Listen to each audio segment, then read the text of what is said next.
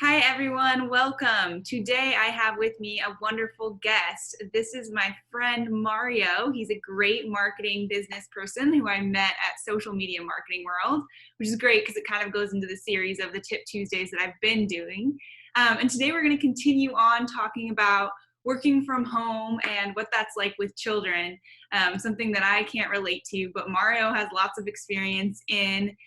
He's been working from home for 16 years, so lots of experience there and raising a family and all of that is. So I'm going to ask Mario some questions, and of course, he's going to introduce himself and talk a little bit about who he is, what he does, and when and why he started working from home. Thank you, Sayla. First of all, it's great to be here with you. I follow your videos and I find them extremely informative, entertaining. Yeah. So, I'm proud to be here with you. So I'm very happy to do this interview. So Yeah. yeah, my story is, it goes way back to 2004, February 23rd to be precise on the date. That's how long I've been working from home. So I've kind of seen it all. I do have a corporate job. So my job the whole time has been, as an agency person, as a direct marketing executive, fully corporate, right? So, I've had to make all the accommodations in order to be able to make that marketing, that kind of hardcore executive marketing world work within, the walls of my home here. So it's been really interesting to do that. Mm-hmm. Yeah, I bet. So has anything changed? Like, have you been working from the same house or? Yes, 2004 marks the day we moved, or the year that moved into this house. Okay. And the reason kind of we started working from home is because I moved from New York. I mean, the family moved here from New York, and I stayed with the same job out there. What's really changed, though, Sayla, is the technology. The availability of technology has just, and it's only changed for the better. Back then, the only tools that I had at my disposal was email. I could email my colleagues and my coworkers.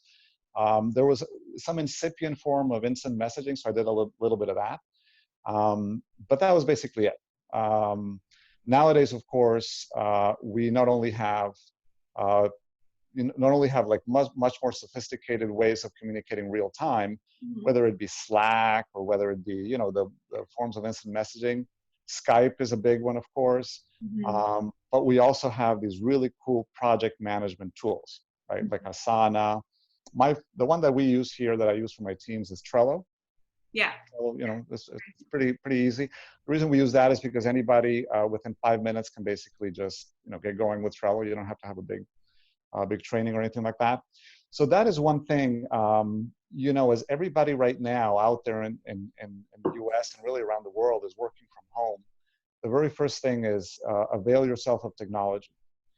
And a lot of things are going to come because they're part of your company already, but there's hidden gems out there Mm-hmm. in terms of things that'll make your job easier. Maybe project management tool is something that you haven't used. Mm-hmm. Trello is a good one, like I said. There's other ones as well, but that connects teams right now, in my opinion, in a way that is very similar to being in the same office.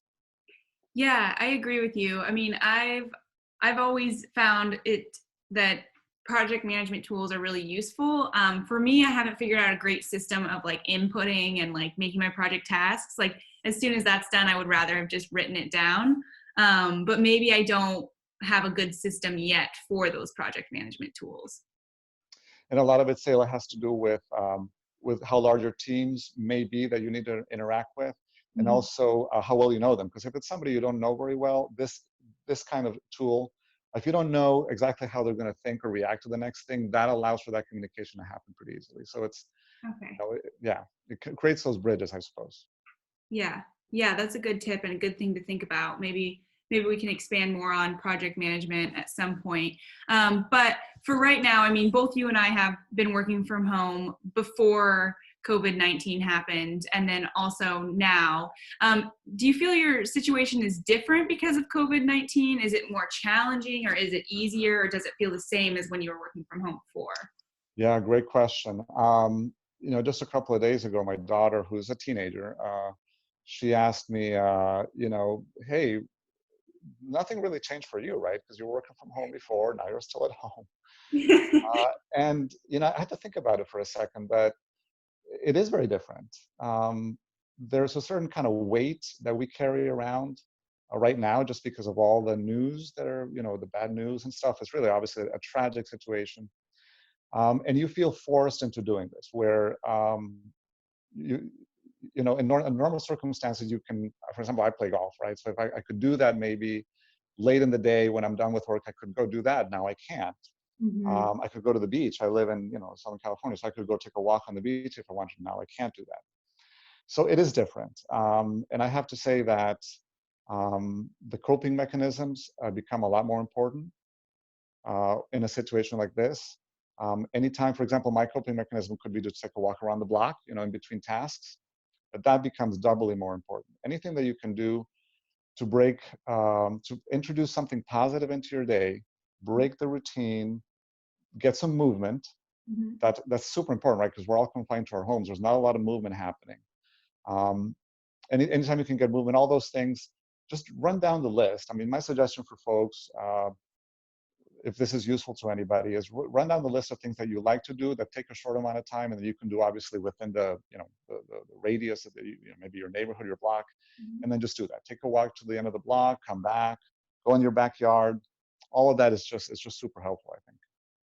Yeah, I agree with you 100%. And I think, it's just been different for me as well, having more people around, even though I don't necessarily have anybody to live with. I have friends who are home from work, who are texting more, family who wants to do Zooms more, which is just a very different part of my routine. So figuring out where to put that into place. And like you said, working through all the stress that's happening.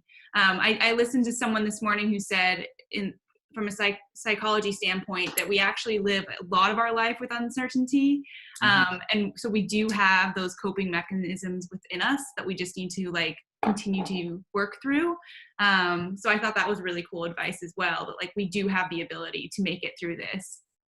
Yeah, I agree. I agree, Sarah. That's a very positive. I know, and from what I know of you, you're an extremely positive person, and that maybe brings me to one other thing, which is surround yourself with positive people. When you're Yeah. going to go connect, whether it be a Zoom or text or a phone call, there's positive people out there, and then it's good to build on that positivity. Yeah, I agree with you. Definitely be really mindful of who's in your circle. Not your physical circle necessarily, but your social circle as well.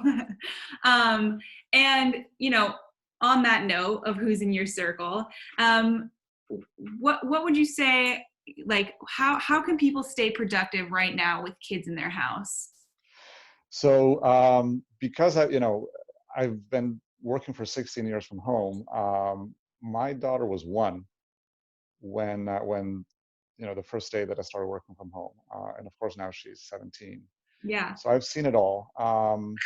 You know, and in a way, it's a blessing because I was closer to her when she was, a toddler, and then maybe a young, maybe 7, 8 years old, and then a young lady um, in her tween years, and now as a teenager.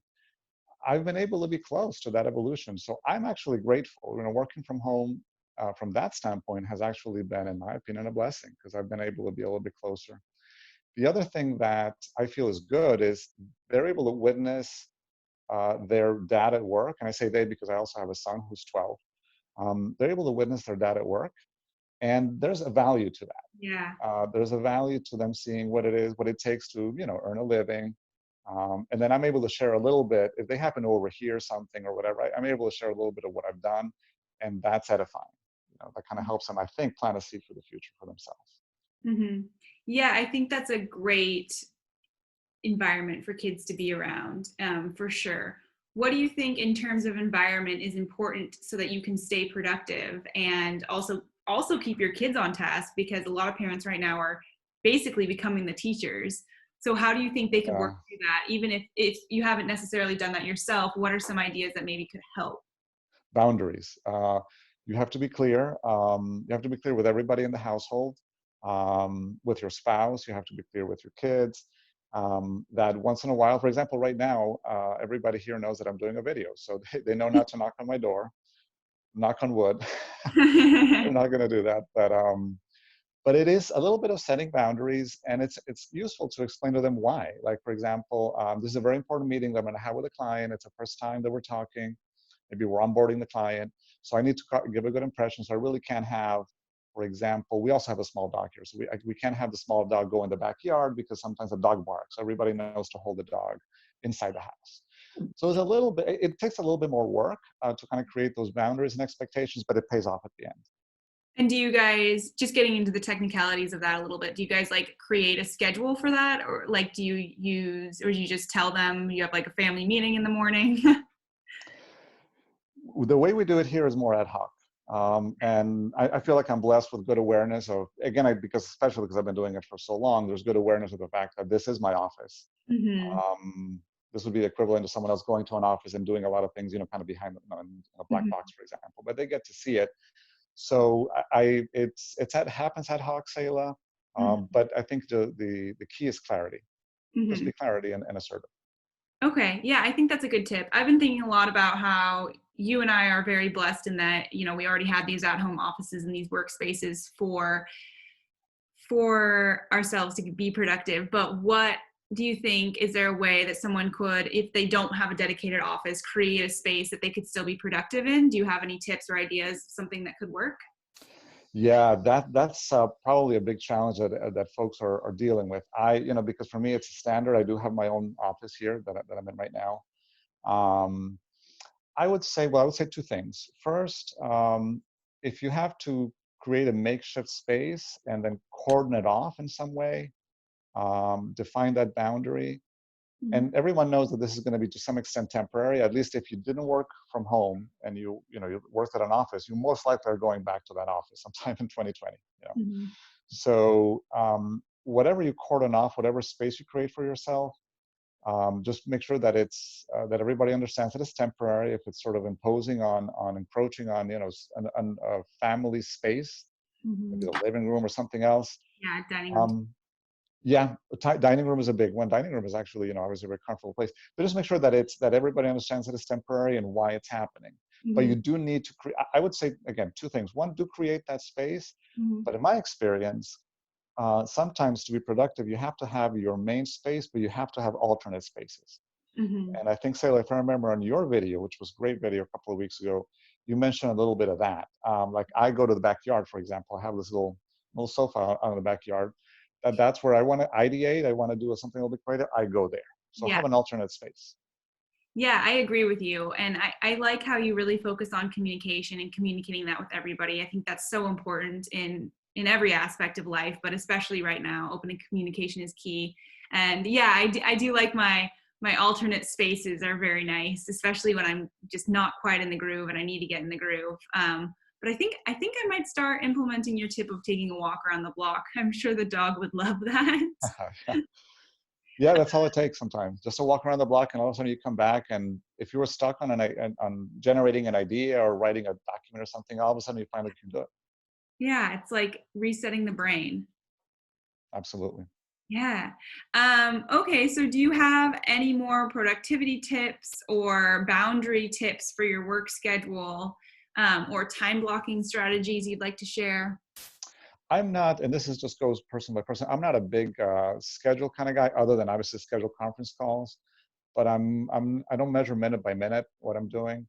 Um, so for those that feel like they need that a schedule, and they had that back in the office, obviously just have to import it back into the house in the meantime right now.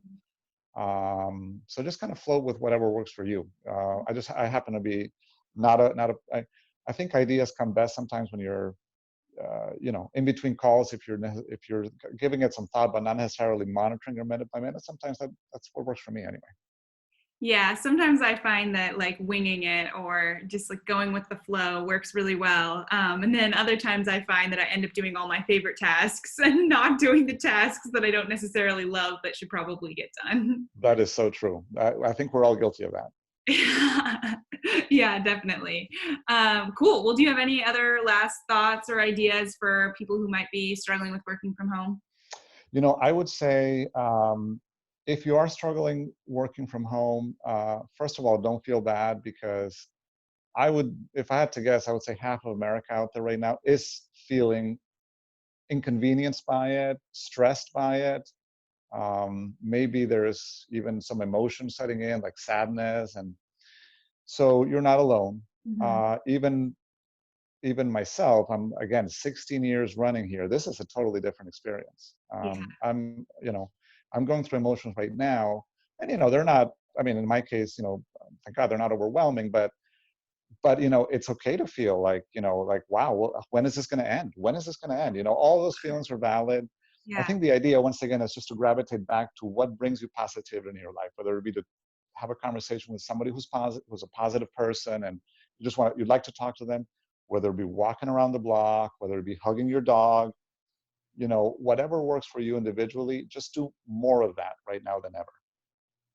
Yes, yes, I love that. I think that's great, reaching out to your community, and it's so validating to hear that even someone that's been working from home for 16 years has been, going through the motions of what is a hard time. This is a hard season for everyone, and I think it's comforting to know that there are other people out there going through the same thing, and to know that we're all in this together is definitely what keeps me positive every day. So. Absolutely, yeah.